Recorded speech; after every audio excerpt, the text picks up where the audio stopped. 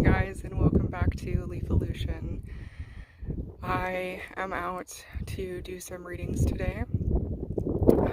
As always, this is a place where I work to reconnect us with Gaia, to ground us into the elements and the cycles of living, to help return us to a heart-centered space of living and connect us or reconnect us to our unity consciousness. So I will turn around and let you guys see the area that we're at today. And then the reading that we'll be starting with is a message from the air elementals. It is a little windy, and I'm kind of at the top of a little hill, so I'm hoping that the wind itself is not too bothersome during the read. So here we go.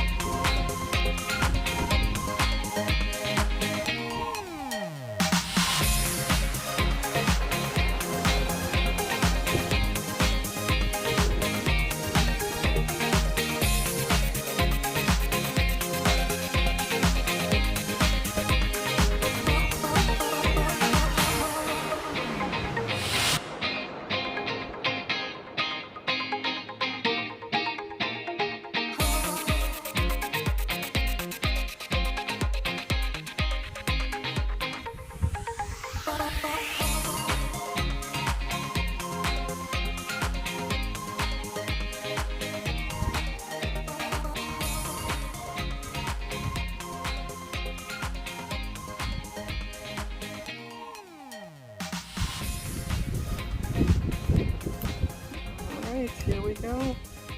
Message from the air elementals, please.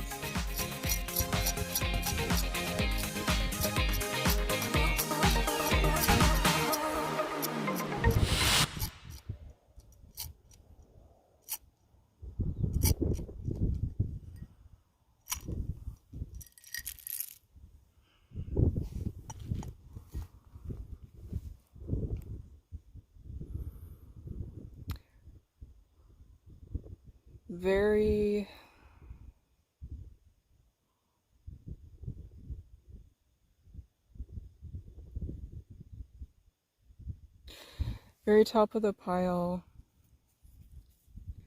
we have Ansu's communication. It is also tied with Odin. So we have a sense of governance and composure, a sense of understanding the importance of collecting knowledge through written endeavors, through stories that we hear of others, as well as wisdom, knowledge that comes from wisdom and life experiences.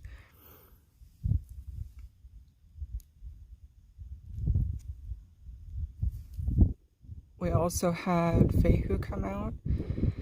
Fehu is our wealth, typically in the physical manifestation of the sense, the property that we own, the resources we have. It is stuff that is going to be liquid and movable assets. It's not going to be something that is tied up and has to be released in order to receive the value of it. So this is indicating to me that wealth and financial gain is going to be very, very intricately tied to communication and using wisdom when making decisions about how to monetize things, and wisdom as to when to hold on and when to let go of resources. Again, to keep that fluid movement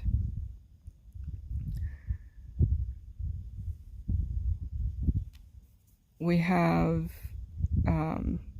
Naudis, and Naudis is the rune of necessity.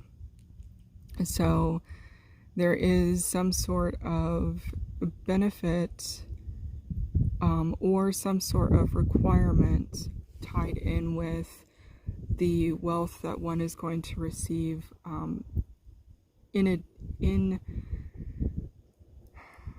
tandem with the ability to communicate, the ability to acknowledge and assess the completeness of a situation.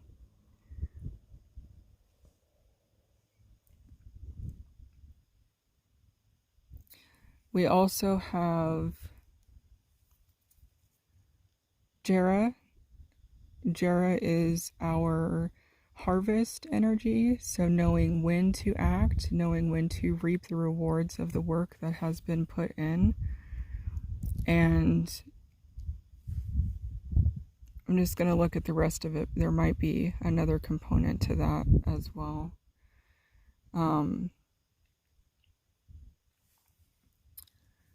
But we do also have Gabo that came out, and Gabo is our rune of gain through cooperation, through fair exchange. So it's also an indication that there is wealth, there is reward, there is a treasure, and we know about it. And it's a matter of following the signs and taking the actions to get to that destination. Kind of like X marks the spot on a treasure map. So we know it's there, and it's a matter of following through in order to reap the reward. So the other thing that's happening is with Jera, there is a different linear perspective as well, in terms of, so it's a sense of knowing when to harvest, but it's also a sense of knowing that there is a need to begin the process of creation that will allow you to reach harvest at some point after the cycle has completed, right? So it's knowing when to harvest, but it's also knowing that certain steps are necessary in order to have something to harvest. And with Gabo, there is that kind of sliding time reference on it as well. So when we think about it as X on a treasure map marking the spot, it's a destination we're going to. But also X is indicated to distinguish where you currently are on a map, so that you can make decisions about where you're going to travel. So there's that kind of energy playing out as well in this reading. We do have Ingwas, which is our seed energy, so it's new beginnings. It is, again, the movement of cycles, the following through, the understanding of harvesting and using the crop or using the resource for what you can use of it right now, but then also understanding that preserving the seeds or taking that little bit and using it towards next year's harvest or the next project that's coming into fruition. There's that sense of balance, that wisdom of always knowing that there's a portion of your wealth that you should be using to create kind of that foundation for the next steps you're going to take.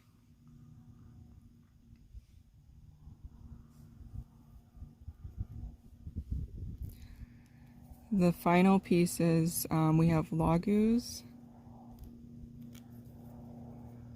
we have Thurisaz,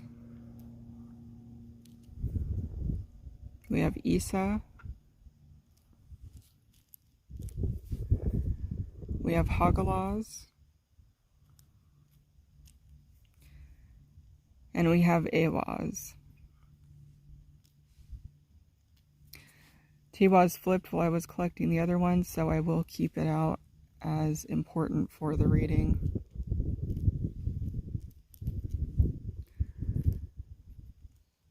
So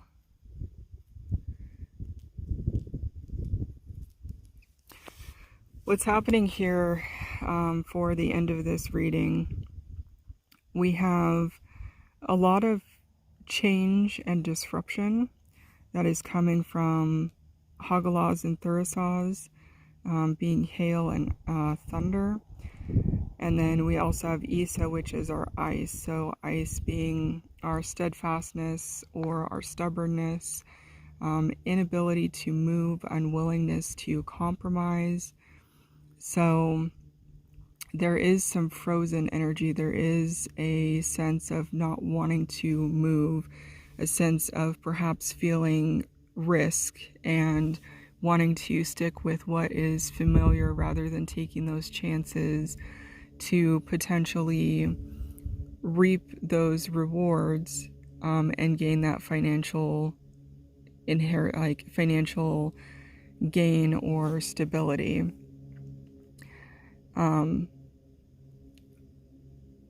Laguz is our intuition tied in with emotion, and Awaz is the yew tree, which is always a symbol for me of unified energy, of aligning all systems for maximum effectiveness and power in an endeavor.